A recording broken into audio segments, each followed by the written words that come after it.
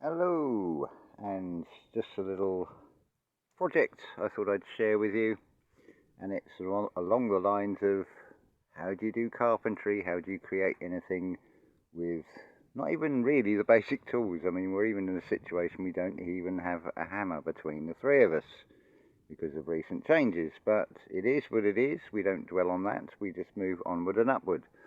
So the little project is to create a little table. This was the original, and there's the top of it, and as you can see, it's gone rotten, but it did provide a template. So effectively what you've got is one top, two sides, two legs, and a cross brace. That's all there is to it.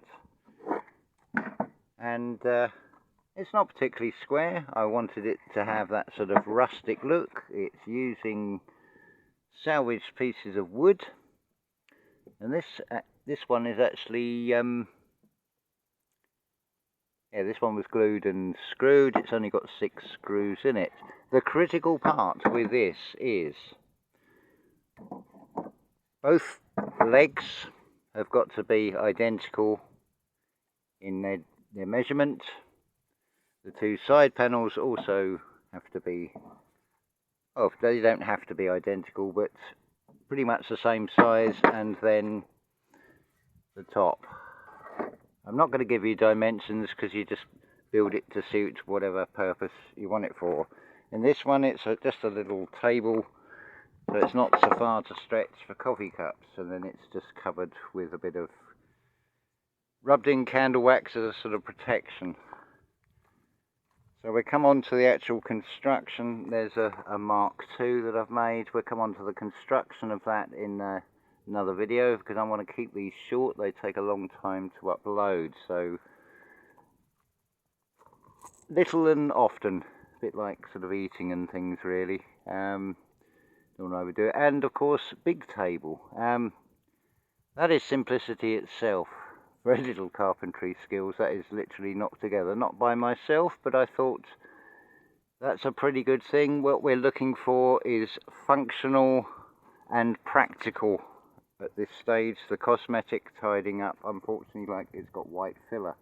The screw holes show and things like that. Little cosmetic things that are not aesthetically pleasing, but they're not a high priority at this stage. But what is having a solid wood product that is functional, that can be used by the community, can be replicated easy with very little carpentry skills.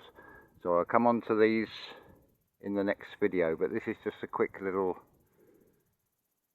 introduction to this sort of mini series, and we'll go through even the practicality and the procedure of sawing a piece of wood. Sounds very simple, but do you feel a fool for not admitting that you don't know how to cut a straight piece of wood, or would you rather be able to cut a straight piece of wood and be honest with yourself and say, yeah, I really don't understand that, so I would like to learn, but this is through YouTube. Who's going to know?